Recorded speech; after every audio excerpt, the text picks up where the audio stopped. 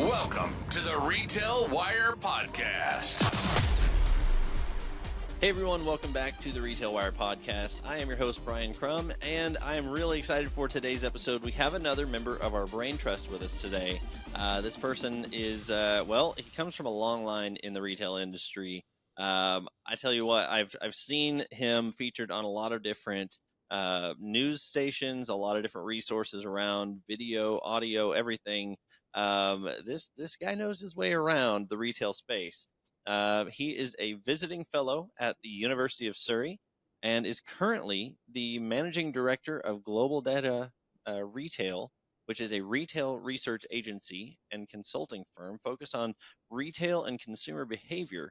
This guy's been with us here at RetailWire. He's been a Brain Trust member since around 2017. So I think that pretty much makes him the expert on staff here, right? So ladies and gentlemen, welcome to the show, Neil Saunders. How are you, sir? Thanks very much for having me. Yeah, I'm great. Thank you, Brian. How are you? I am doing very well. Thanks for making time for us today, man. Yeah, you're welcome. I love the Brain Trust, love contributing every morning, reading what everyone has to say. So it's great to do more in-person stuff, face-to-face. Absolutely. Yeah, and that's kind of one thing we're looking forward to doing around here more is having these conversations, right? Being able to I was telling you a little bit offline here that, this is why we do the podcast, is we want people to know that not only are you guys experts in the retail field, right? But you have families, you live in houses, you drive cars just like everybody, right? So that's kind of a fun way that we can take the approach to this. And man, again, just thanks for jumping in. So tell us a little bit about who you are. Where do you come from? What do you do? What makes Neil Saunders the professional that you are? Sure. Well, as you say, it's good to see face-to-face because it proves we're not AI. Exactly. And just putting these comments on, we are all real people. Yeah.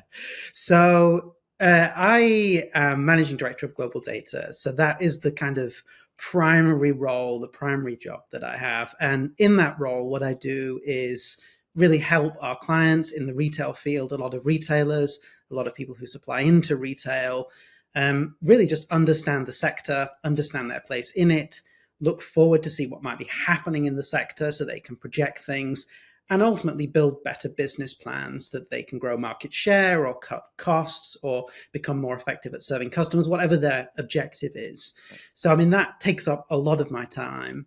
But outside of that, I do quite a lot of non-retail stuff. I do visit a lot of stores on the weekends, as anyone who follows me on Twitter will know, and that's kind of like a busman's holiday because he's doing research whilst going to the mall.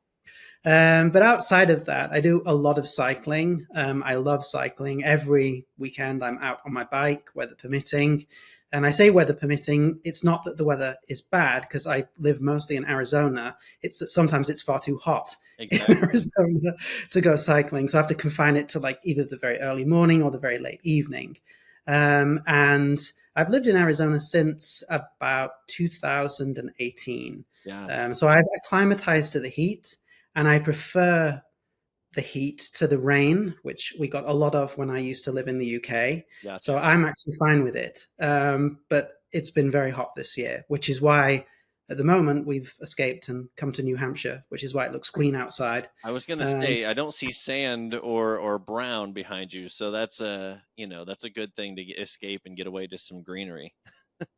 Yes, there's no cacti either, which is a big difference. But yeah, it's really nice to have that contrast because Arizona is a bit like it's a Martian landscape, at least where I live. Further up north, it's not. But around Scottsdale, it's very much that kind of tan, everything's sandy. It's a beautiful, stunning landscape. But when you come out of it and come to somewhere like New Hampshire, I think it's really nice because you see the contrast. And you're like, wow, isn't everything so green and lush? Yeah. So yeah, it's nice to switch between the two. And as I say, at the moment, it's super hot in Arizona. So it's great to escape that heat.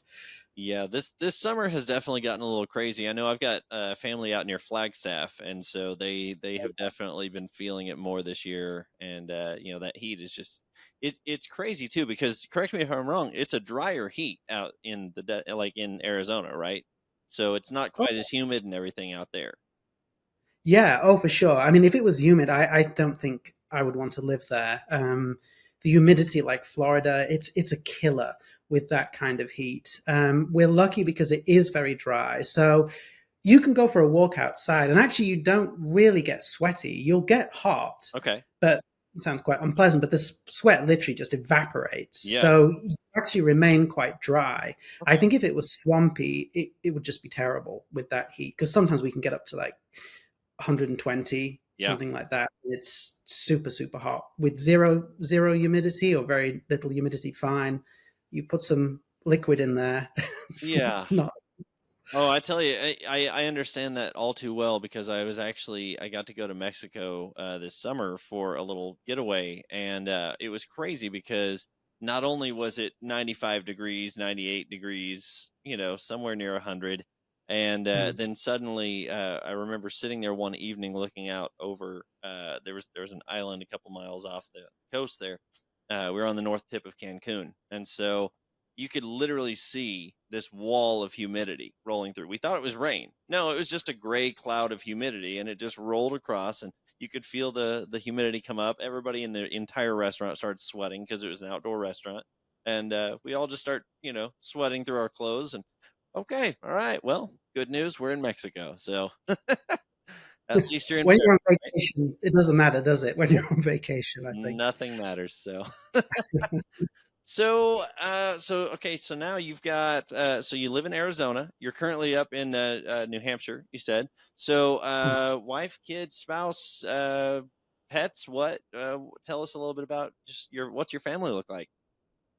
Sure. So most of my family is actually in the UK, which is where I'm from. So that's kind of nice because it means I can go back there quite a lot and they can come over here. So actually there's a lot of travel, and it's nice for everyone to experience the new things. I do have some family here in the US. I have a partner, so that's quite nice. An occasional pet. I think, unfortunately, the lifestyle that we have is very sort of travel oriented and quite busy. So it's difficult to have a permanent pet, but do have an occasional pet. So that's quite nice. Dogs. So I think that's the best of both worlds. No kids, I think, for the same reason as no permanent pet, because it's very so active, it doesn't necessarily play to that life, and that's okay. That's all right. But there's plenty of time for that. So we'll see further down the line. Never say never. Absolutely. Yeah, no, I had to kick my 2 dogs out of the office here, otherwise they'd probably be nosing me the entire time. So well, very cool. So take us back to kind of the beginning of your retail journey. What got you into retail? Tell us a little bit about, were your parents in it? Were you around it growing up, or was it just something that you kind of had a fire lit up inside you one day? Well, interestingly, my parents weren't involved in it at all. Our family, in its businesses and all of the professions it's had, hasn't really ever had anything to do with retail at all. But obviously, as a child, I was dragged along shopping with my parents when they would go shopping. And I think back then, when I was still very, very young, maybe like 10, 11, something like that, I was always fascinated by retail. I mean, I would go into a supermarket or I'd go into a department store, usually John Lewis, which is a big department store in the UK. And I would be absolutely fascinated by not just what I saw, but like the process. I would think about how did these goods get here? Who chose to put these products here? How did they decide to lay this store out? And obviously, being quite young, I didn't really have any answers to this, but I was just absolutely fascinated with like the mechanics of how retail or the shops worked. Yeah. And, I always wanted to look behind the scenes. If there was kind of a stockroom door propped open, I'd always be poking my head around it. My mum would probably be dragging me out saying, you're not allowed to go in there. But I was very curious. And I think that really sparked off an interest in retail. I didn't really think about it much because as kids, we don't really think about careers. Yeah. I think when I was a kid, I actually wanted to be Prime Minister of the UK, which probably tells you a lot. I no longer would like that role at all. Yeah, which I don't think any of us would like to be involved in politics now. No. No. So I had never sort of intended to get into retail, but I suppose the next major milestone was when I was at university. I did a degree in geography primarily. It had elements of economics and economic geography in it. And what I really liked about that degree was there were a lot of numbers and there were a lot of data, especially on the economic side. But I was absolutely fascinated with, like, okay, the data is, they're the end result. They measure what's happening. And there's a whole series of human decisions and actions that underpin those numerical data. And I was very interested in that side of things, like all the behaviors that ended up with those numbers. And there were quite a few elements on the degree course that looked at things like consumption. And there was actually a very specific retail element or component. It looked at kind of the geography of retail location and how people would consume across different geographies, how retailers decided where to put stores, dealing a lot with GIS, geographical information systems. And I absolutely love that. And that's the area that I focused on for my dissertation. It's the area where I took most courses. And I absolutely loved it because it was that blend of looking at the data, but also having that qualitative side of really understanding the human behaviors, the psychologies of consumers. And so when I left university, I naturally looked for consumer and retail companies. And I actually went to work for John Lewis, the John Lewis Partnership, which is a UK retailer that owns John Lewis department stores and Waitrose supermarkets. So that's kind of how I first got into retail. Man, that's so fascinating, and you're right. I think a lot of people don't realize they don't really think about.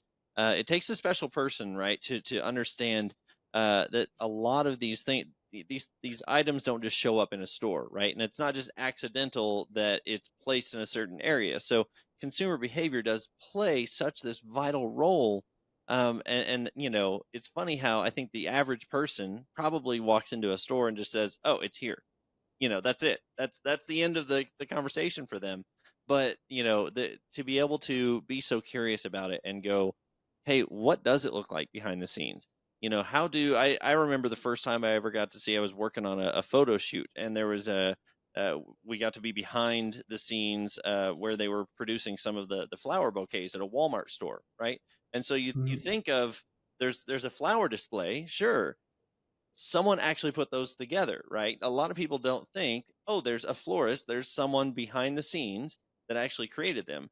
And I think we've become so accustomed to that. I think in a lot of our, specifically in America, I think probably we've become so accustomed to just seeing the item as just a thing, right? It's there. And so we don't necessarily think too detailed into how it got there or who put that there. And so, your fascination, I definitely identify with that very well, because I always loved looking into the stock rooms. I loved kind of pulling back the curtain and kind of seeing what's going on. How did this become the reality here? So you started out there, and then you started out, and I'm sorry, you said John Lewis, is that right? Yeah, John Lewis Partnership, which owns the department stores and has a supermarket business as well. So it covers all of retail, really. It's the ideal retailer if you want to get your feet wet and be in a lot of different areas. So what were your first kind of experiences in retail like? Did you catch on very quickly? Were there any fumbles that you want to share as a laughable moment or anything? Or what was that like for you?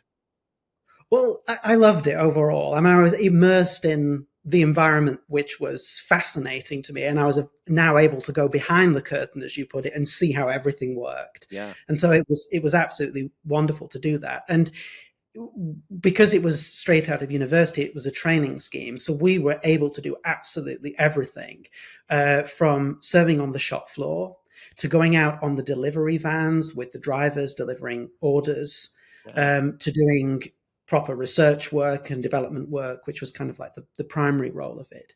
So I absolutely loved that, because you got to see everything. And it's really critical, because, you can make a decision in an office based on some data and what you think's right. But you'd speak to like drivers going out in the vans. They go, yeah, well, they changed this. And you know what? It just doesn't work because the schedule now is wrong. Yes. And you would pick up on all of these nuances. So I really liked that. It wasn't problem-free, as I think no job is. I was, for a time, working in the electronics department, and I was put in charge of a category, and the category was electronic accessories. So it had things like headphones in there, batteries, all the types of little electronics. You get cables and leads. And one of the things I had responsibility for was making sure that the levels of stock were correct. And most time it would replenish automatically, but you could manually override it if you needed to, because you could say, well, it's not enough. There's something coming up, like a big event where we think people will buy more television cables or whatever. Yeah. And I went onto the system on the computers and placed an order for batteries. And I was not really thinking, and I was thinking like it was rather numbers. I was thinking the numbers of units. I was thinking it was like pounds and pence. So I put 2 extra zeros on the end to count for the pence when it was units. So That would rather probably than change things a bit. yeah, so rather than kind of, I think it was 20 that I was supposed to order. Rather than 20 of these things turning up, I had 2,000 turning up. Well, that's exciting. So what did the boss say to that one? Well, I kind of like was the first reaction was like, oh no, like how can I like cover this up? And these things went through quickly through my mind. Like maybe I could just buy them all, buy all the stock. And I was like, no, this is crazy. It's going to cost a fortune. So I just fessed up and said, look, I'm really sorry. I've done this. And he just laughed and said, look, it's not the first time it's happened. He said, actually, it's a good lesson because it's fine. We can just send them back to the warehouse. And he showed me what you do in the computer just to do a return. Yeah. Luckily, it was, I mean, they're relatively small items, so it didn't like fill up the whole department. Exactly. But they're also things that are quite common a garden. I mean, they probably have, millions of them in stock for the whole group, so it didn't deprive anyone else of them. So it was quite fortunate, but I think I went super red at the time and was just extremely embarrassed. And I never made that mistake again. I'm sure. Obviously. I'm sure. I think we've all had those moments, especially as you're getting started in a certain area. It's bound to happen. The best part is having that leader that can just say, "Hey, look, it's okay. We're going to be all right. We'll move forward through this, and here's how you learn through this." The fail fast, fail forward kind of approach, right? So you have to Yes, learn from it and move on. that's right. Good. And they did improve the systems. They then put in, I don't think it was just because of me. I think it probably happened a lot. They put in place a fail safe eventually where you did these manual orders. If it was X% above kind of like the average daily sales value, it would flag up and say, are you sure you want this many? So unfortunately, they just didn't have that when I made the mistake. Yeah, that's wise. I mean, even thinking of that from an ordering standpoint, it's funny how that was not the standard until you and several others had made that mistake enough that they said, "Oh, yeah, this is something we really need to pay attention to." I think of there's an app that I use occasionally whenever I'm at the gym, right? Whenever I'm working out. And it's funny because it'll say, like do 20 of these or what, 20 curls or something. And if you accidentally hit an extra zero, it will pop up and say, are you sure that's 400% above what you said or what it was recommended for you or something? And it's, oh, yeah, I hit an extra digit in there somewhere. So it's good to have those fail safes in there. Yeah, it is. And I think the systems, to be fair, in my defense and everyone else's defense who made this mistake, they were extraordinarily antiquated. I think they're a lot better now. They certainly weren't as modern as they should have been. They worked, but they often worked by the skin of their teeth. And one of the things I worked on at the time was improving those systems and looking at how you could improve both the user interface of the systems, but also the reporting back. Because one of the things I liked most about that job was seeing the reports at the end of the day, the end of the week, the end of the month, like how many units had sold. And you could look at everything. You could look at individual products. You could compare yourself to other branches. You could look at the group total of these things. And I absolutely loved all this data, but it used to come out in the most horrible way on like printed sheets, and it was all very, very sort of undigestible. And I think you could download it into spreadsheets and things. But one of the things that we worked on was like, how can you improve that visually? So you could automatically look at how you ranked in a chart compared to other branches. So it actually became a lot more useful. So there was a lot of great stuff with the systems that happened and has happened since I left. Yeah. So, okay. So all I can sit here and just think of like 2,000 batteries or whatever coming in, and you're like, oh no, we can't do this. But no, I think it's really cool to hear your journey. So you came in through John Lewis, and then where did you kind of move from there? What was your next step like? Well, the next step was to work for a company called Verdict Research, which eventually became a company called Data Monitor. Okay. And that was really a research and analysis firm, and doing consulting as well off the back of the research and analysis. And I worked in the retail part of that business. And so basically, it was doing what I'd been doing at John Lewis, but it was doing it for lots of different clients and Okay. on a much wider range of projects. And that's one of the reasons why I left John Lewis, because as much as I love the business and I love the whole business model of the John Lewis, because it's a partnership that's owned by the staff, I wanted the challenge of doing a much greater variety of work across different sectors, different retailers, and really getting to understand lots of different businesses. And Verdict and then Data Monitor provided me with that opportunity. And that was a wonderful lesson, because it just expanded my whole knowledge of retail. It expanded my knowledge of different types of business, the different types of challenges business faced, different solutions that could be put in place, all sorts of different projects. And we had data coming in from all over the place. I mean, we had consumer research data, we had retailer panel data, we had receipt data, we had our own analysis, we had forecasters, we had economic data. And it was like a kid in a candy shop, basically. My eyes just lit up at all these different data that you could use Yeah. on the project. So I really, really enjoyed that job. Well, and when you have that mindset of understanding that, like you're saying, the data's there, but unless you can interpret it, it's cumbersome, right? And so to have someone like you who can go in and see the data and go, oh, well, this is the story it's telling, then that makes it a lot more.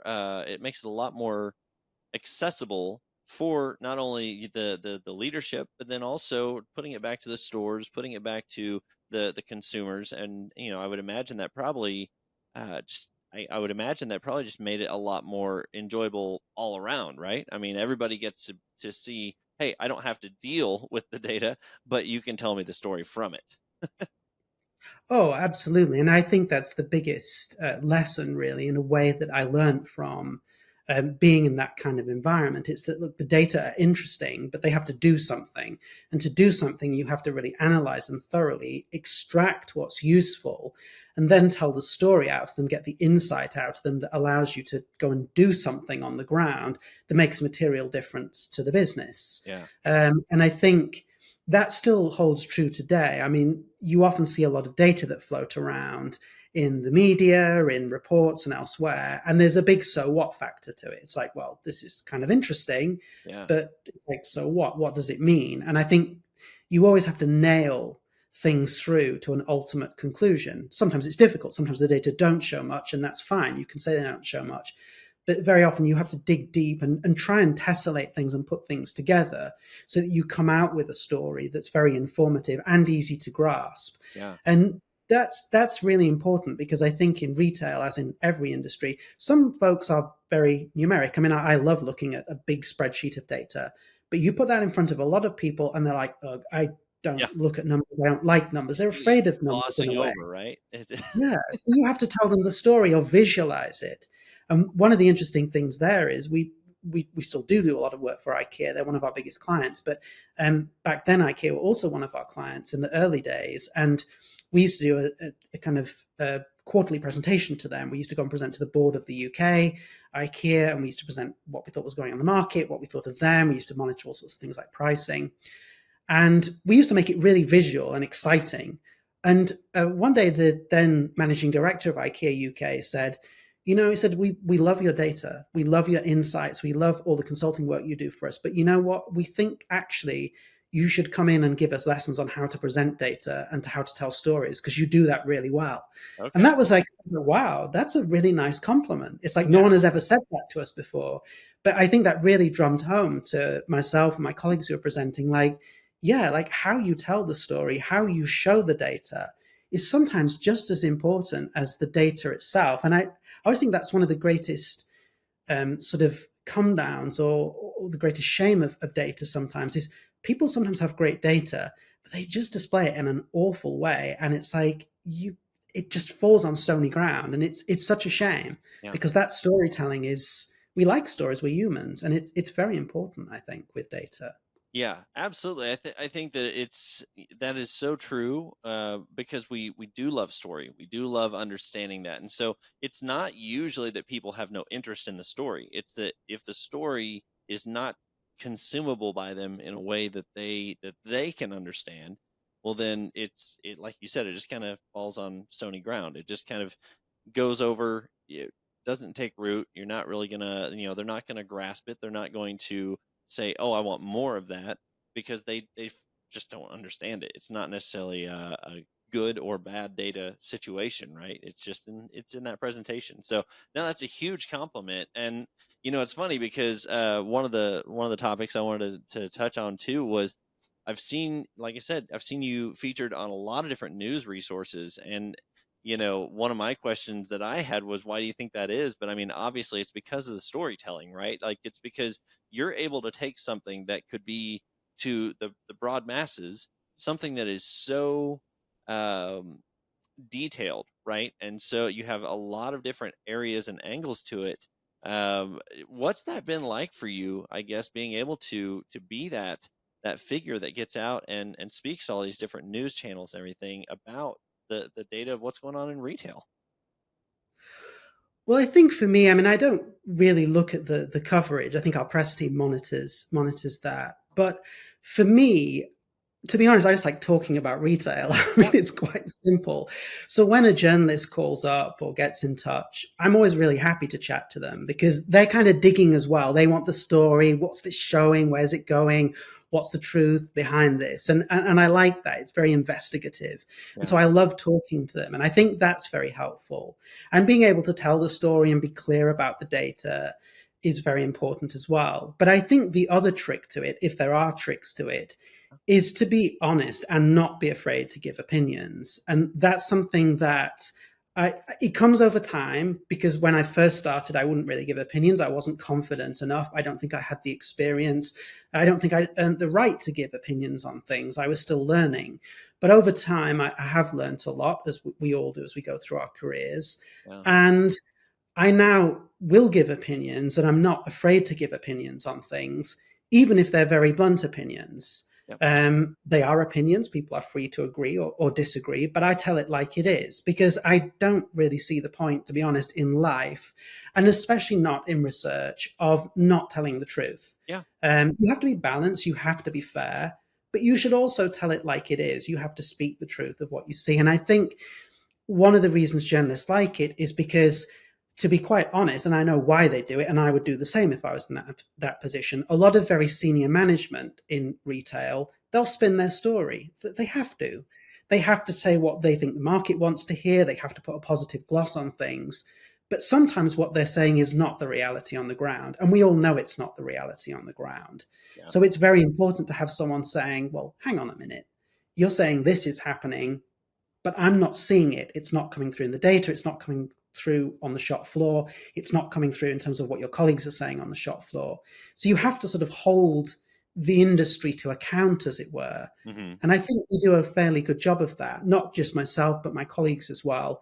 And we have all sort of learned over time to be opinionated and opinion led, based on fact, obviously. Absolutely. And it's something we drill into our new recruits. We say to them, look, when you have the confidence, don't be afraid to say what you think, especially internally to us. Always speak as you think something is, and we can have better dialogues that way. That's how we improve things. That's how we reach the truth of things. Yeah, absolutely. I think, one thing that you just kind of inspired in my thoughts there were, be willing to speak your opinion, as long as it's rooted in fact, as long as it's rooted in what you truly believe to understand, then that's great. I think, the only thing I might add to that would be, and be open to changing your mind if you're proven otherwise, right? I mean, that's where I think a lot of us get stuck, is going, hey, I can be opinionated, and then, well, I'll just agree to disagree. But whenever you're opinionated but also willing to learn and continue to grow,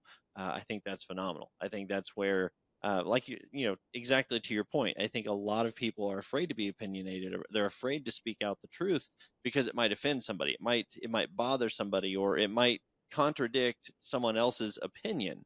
But if your opinion is firmly rooted, and you actually have good data to back it up, well, then by all means, speak your opinion and have an educated conversation. I think that's really, really wise for anyone, not just in the retail industry, but in life.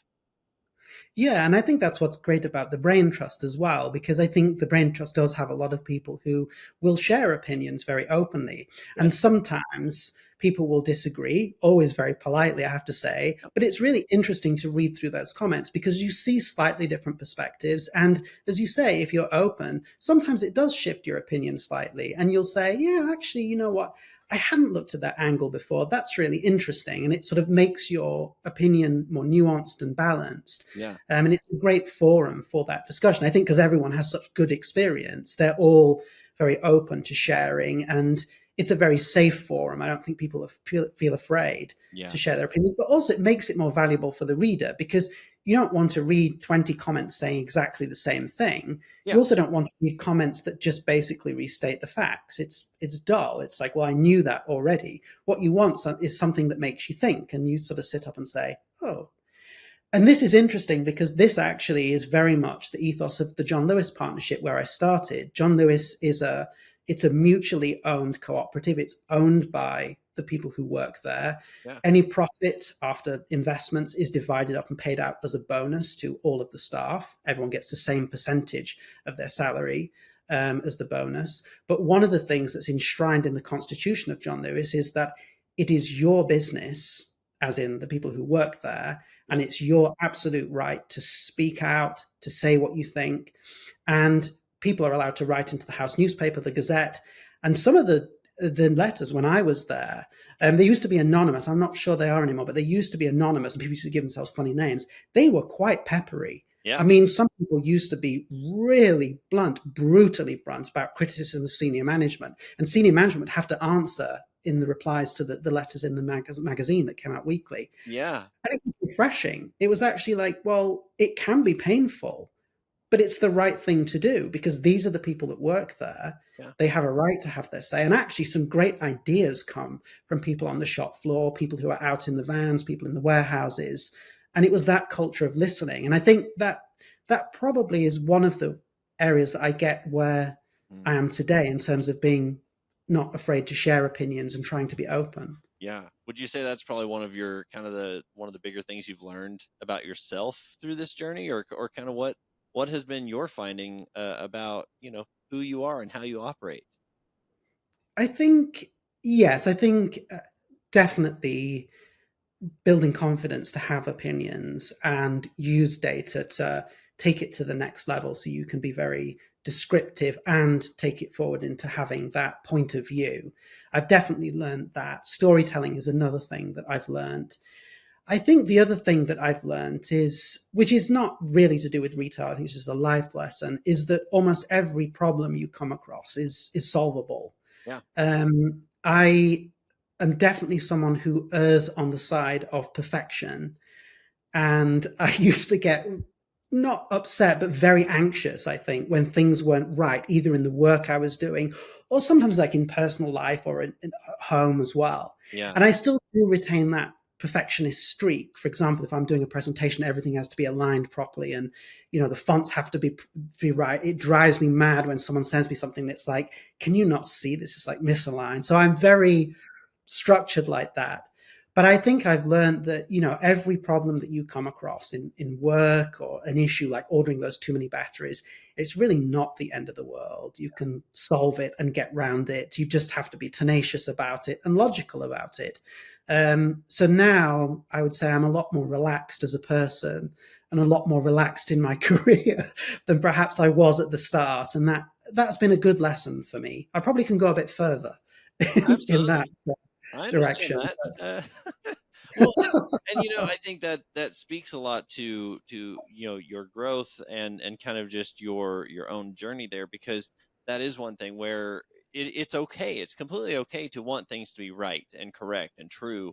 But then also you have to remember there's that human element to anything, right? Just like your manager did whenever there was the one ordering fumble, that they still remembered you're a person, right? They still remembered, oh, there's a human here involved, and so yeah, let's learn, let's move forward from it, and so Mm. I just think that's important for everybody as we just continue to grow. And I think speaking directly about retail right now, there are so many areas of retail that are being changed around. Some of them are going through big growth. Some of them are going through some shrinking, right? And so there's some shifts. Unfortunately, there's been some companies recently that they've seen their last days. And then there's other companies that are just taking off, and different brands and different technologies that are kind of emerging now. Um, Thinking of retail and kind of the current state that it's in, what are you excited for right now? What do you see, like, whenever you read something about, read about a specific topic or anything, what is something that just really gets you excited? Well, I'm very excited to see how people continue to integrate technology. I think this is one of the great challenges and great opportunities because we're getting to a stage in technology now where there's so many questions around AI, there's so many questions around automation.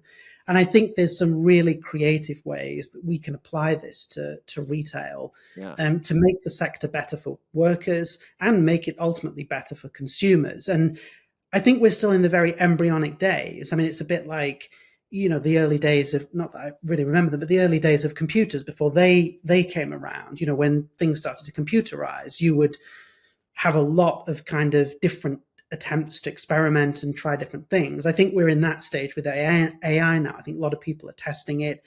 They're looking at how it can be deployed in the business, and no one has real answers to it. And of course, there'll be multiple strategies that work for different retailers. So I think it's really exciting to see how different people are deploying it, how different people are viewing it as a solution for retail. And I think, in 10 years' time, we'll probably be still trying out a lot of things.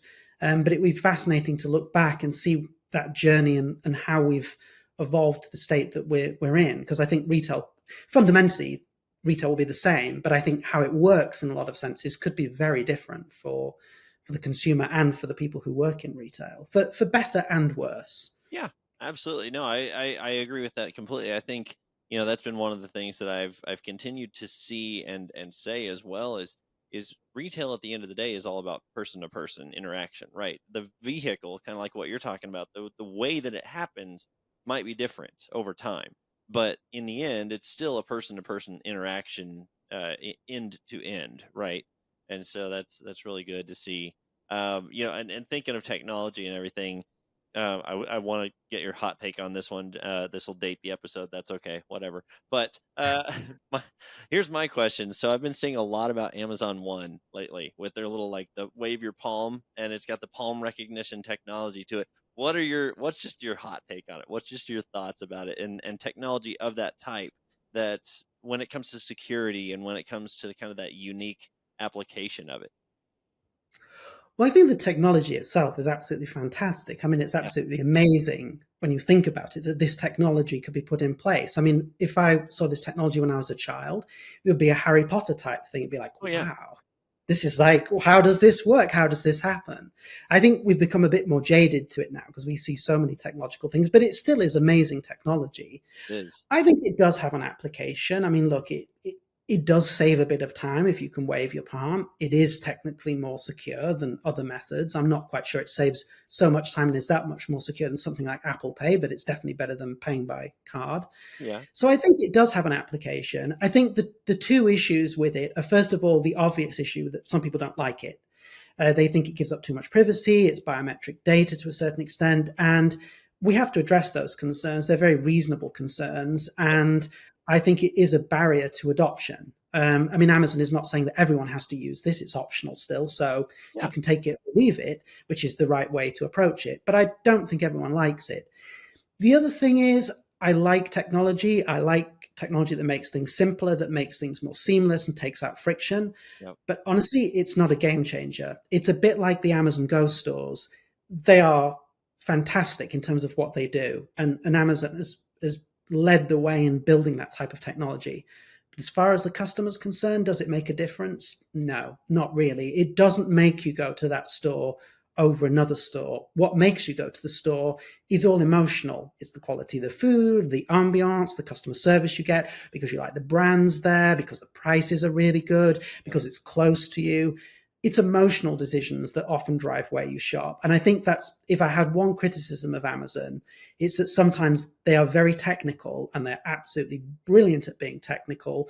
They're not always quite so good at that emotional side, but that's Okay. okay. I Yeah. mean, that shows why they're not really a threat that some people make them out to be. They have weaknesses as well as advantages, as every retailer does. Yeah. So that's kind of where I stand on that type of technology. Yeah, I think it's fascinating. I think it's gonna be really cool to see where. I mean, we're recording this in 2023. Yeah, I'm excited to see where we're at in 2025. 2 years down the road, we're gonna have tons of different applications. I think between this and AI and everything else we're doing. So that'll be fun. But are there any brands? I know you mentioned like Amazon just now, but are there any brands or anything that you're kind of really paying extra close attention to right now and just kind of watching them lead the way, or maybe have some hesitations about them or anything? Well, I mean, I watch all the brands really. I mean, it's a bit of an issue because there's so many to watch, as you know. Yeah, Um, it seems the like ones every day there's like 1,000 more, right? So, oh yeah, it's incredible. I mean, it's difficult to keep up with it, especially when it gets into earnings season and everyone's putting out results at the same time. oh yes. Um, yeah, we're Trust about to me, go we've into one. tried to look through all the press releases on everything, and Oh, we try to sort through all that, and it seems like yeah, every day there's like 57 different press releases about such and such company releases quarterly earnings, and we're going, okay, this is nice. Unfortunately, I don't need this for my application right now, but we'll keep that in mind. Thank you. yeah. It's like drinking from a fire hose. There's It too is. much stuff. It is. Um, but in terms of what I'm keeping an eye on, I think Gap I'm keeping a close eye on because obviously there's just been a change in leadership. And the new leadership incoming seems to have very good skills and talents. And I'm hoping that it is going to mark the start of a proper turnaround at Gap because the company has had so many false starts. And I think it's a great shame. Gap was a pioneer and it's still a big company in a lot of ways, but the core Gap brand has lost a lot of its credibility. It doesn't really know who its core customer is. And I like turnarounds. I always and people say this sometimes on the retail wire, like, oh, you can't turn them around. I always hate that because it's like, I honestly believe anything can be turned around with enough effort and application. Whether it's worth turning around is another question. But Mm, I think humans are very innovative and we can do most of the stuff we put our mind to. yeah. And I'd love to see Gap implement a turnaround and start doing better. And I feel more optimistic with the leadership coming in than I've felt in a while. Whether they succeed or not, I mean, it remains to be seen. But it's going to be fascinating to watch. And I really wish them luck and hope they start to make those changes. So I'm keeping a close eye on that. Amazon, I'm keeping a very close eye on Amazon because I think they're at a bit of a crossroads at the moment. They're Mhm. tremendously successful, but they're trying to make better inroads to grocery and they're putting in a lot of work there. They're also very mature in a lot of markets, and we've got a new lot of upstarts like Shein and Temu, and I'm really interested to see the response to that. And I'm also keeping a close eye on the regulatory side as well. That's a side that really worries me for the Amazon business and what happens there. I don't think that a lot of the criticisms that are levied at Amazon are particularly fair or reasonable. But nevertheless, there is this legislative threat, and it's unfortunately a threat that is very difficult to deal with because when you have an issue like your customers don't like you or your customers aren't shopping with you, you can remedy it and change it, and you can do it pretty quickly. Mhm. I think with legal things and regulatory things, it's a lot more difficult to influence and have control over them. So I'm watching that very closely as well. Yeah. No, I think it will definitely be interesting to see, kind of going back to my other statement of where we're at with Amazon in 2 years, because I think that you're right. We are at a crossroads. We are at a point where there's going to be some big things that come down the pipeline that they may or may not even have control over, but it's going to impact them in such a way that it could shift their business model a little bit. So I'm excited to see where that goes. Yeah. Go ahead. I was going to say, yeah, it's going to be very, very interesting to see. And I think that's one of the great things about retail because, if we go back 10, 15, 20 years, the story was all about Walmart and how Walmart was taking over the world. Yeah. Now the story has been about Amazon. And now the story is shifting again, and it's starting to be like, oh, what about Shein and Temu, and what are they doing? Mm-hmm. And I think that's one of the great things. Retail is it's a very open playing field, and in some senses, it's a very level playing field. And you can get people coming into the industry and disrupting it in a way that you just don't get, I think, in some of the big industrial type sectors, because the barriers to entry in those sectors are so high. Retail has comparatively low barriers to entry. And that's why it is so fascinating, because you have this constant change, but also, as well as the big players, you've got a whole bunch of small independent stores who collectively take billions of dollars in terms of sales, and they innovate and push things forward as well. So it's a sector that's in constant flux, constant change, and as you know, it keeps us all on our toes, which I think is a really, really good thing. And it keeps all the retailers on their toes as well, because if you stop paying attention for a second, you can start to fail. And as you mentioned, we've seen that. Yeah. Retailers do fail on quite a regular basis. Big retailers like Bed Bath & Beyond, they fail because they don't do the right things. And that means that, the sector is one that you've got to really be alert in, and you've got to constantly evolve, constantly change up what you do. And that, yeah, it's stressful, but it's also great fun as well. Well, and you do have to be, again, to bring it back to your kind of core area of consumer behavior and understanding those metrics. I think that's one of the areas where, again, Bed Bath and Beyond, they're out of here now, and so watching them, I feel like they kind of landed. They were kind of like the jock in high school, right? That had they were maybe the football quarterback, the captain of the team or something, and they had their one trick pony that was what they ran on, right? And I think, just speaking from my understanding from the consumer side, it looked like they were banking so heavily on everybody coming in for their 20% off coupons and the big banners, the sales, and oh, there's big flashy numbers over here. But ultimately, every time I kept walking into a Bed Bath and Beyond store before, it was always I would walk in with hopes of finding a wonderful item. And immediately upon walking through the doors, I would just feel completely overwhelmed because everything just looked muddied. Everything looked very kind of just, I don't know. I'm not going to bash the floor mod person, because they had their job to do. But there was a time when everything stood out really well. And then I think over the last 10 years, 8 years, something like that, it just felt like the floor mods were laid out in such a way that nothing really made sense, at least. And so it was kind of harder to shop as a consumer to go through and find certain things that I was looking for. And they had lots of trinkets, but then whenever it came to that higher end product that I was actually looking for, you would find it occasionally spread out, but it wasn't the feature anymore, So we'll see what happens now in the next few years of retail. It's going to be a wild ride, I know that. So, looking back, I know as we kind of wrap up here, if you could go back in time, this is why I love to end every episode with this. But if you could go back in time to when you were just getting started on your own retail journey, understanding yourself better now than you ever have before, what would you go back and tell yourself? Is there something that you would change, or is there something you would encourage yourself more in, or try to dissuade yourself from in any way? It's a really great question. And I didn't really prepare it, even though I know you asked this question Okay. the podcasts. I think, honestly, I would tell myself to enjoy the ride. Yeah. Because I do enjoy the ride very much now. I think when I was younger, I was a lot more serious than I am now. I was a lot more sort of uptight and concerned about things. I already mentioned, like seeing things as a problem and not necessarily understanding that everything can be solved ultimately. Yeah.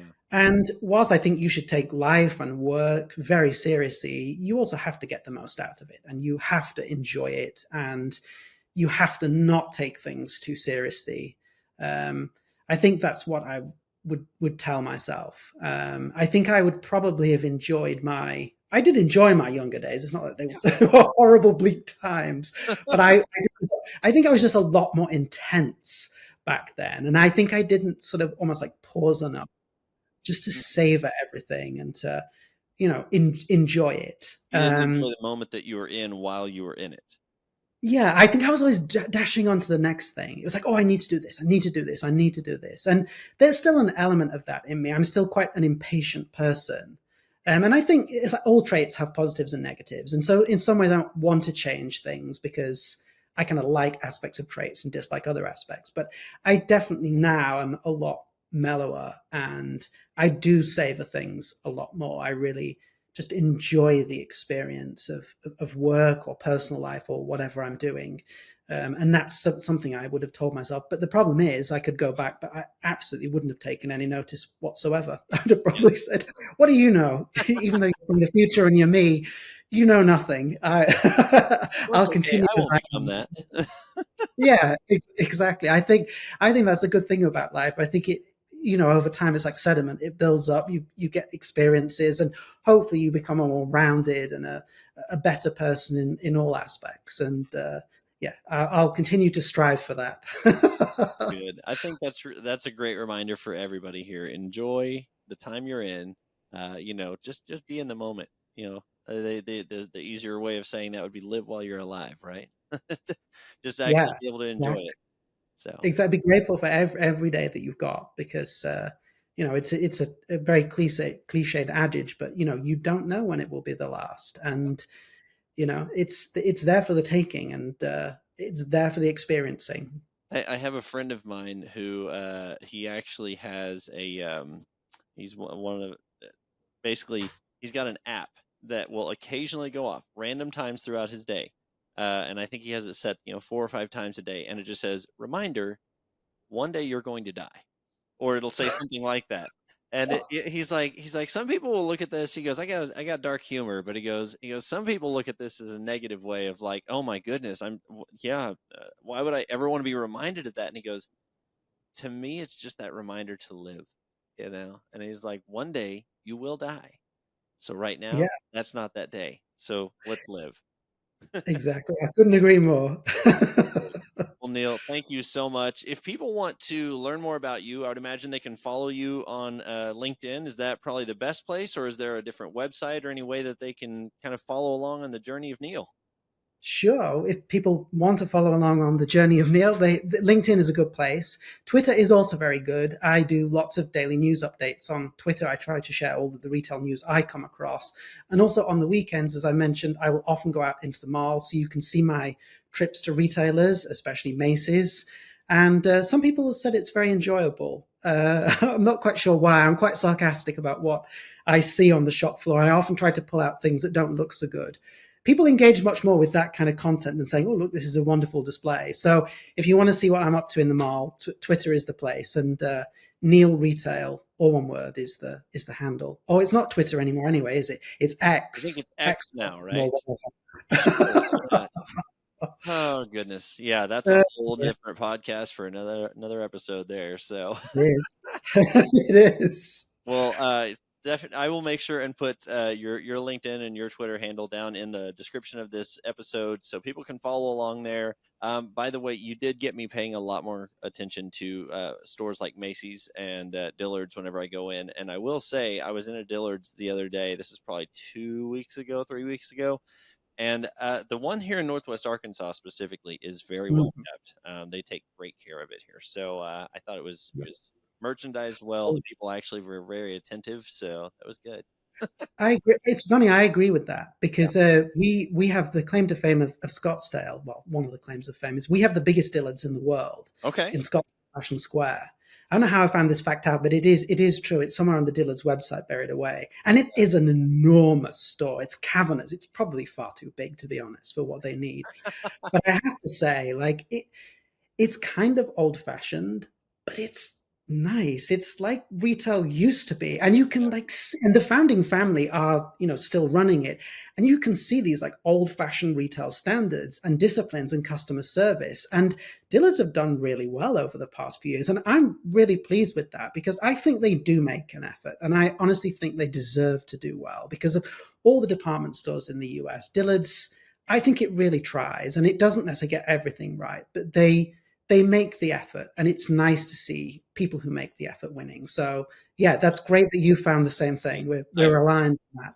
I've been following you on Twitter, and I'm just like, yeah, no, this is a very real experience. So I have definitely found it useful and enjoyable. So and definitely entertaining for me too. So that's good. All right. Well, thank you so much, Neil, for stopping by. I really appreciate you taking time today. If this is your first time listening to the RetailWire podcast, be sure and hit that subscribe button. Hope you've enjoyed it. If there's anything that you have heard today that you would like more information on, drop a comment down below. You can also find us, if you want to see what Neil and I look like for whatever reason that might be, then you could go to our YouTube channel, the RetailWire YouTube channel, and you can find us there because we have this in video format as well. But yeah, this will be another wonderful episode from our RetailWire Meet the Brain Trust series. So thanks again for being here. We really appreciate you, and we'll see you next time here on the RetailWire podcast. Thanks for tuning in to the RetailWire podcast. We hope you enjoyed the episode. Be sure to subscribe to us on your favorite podcasting platform and leave us a comment for a chance to hear it read on the next show. See you next time here on the RetailWire podcast.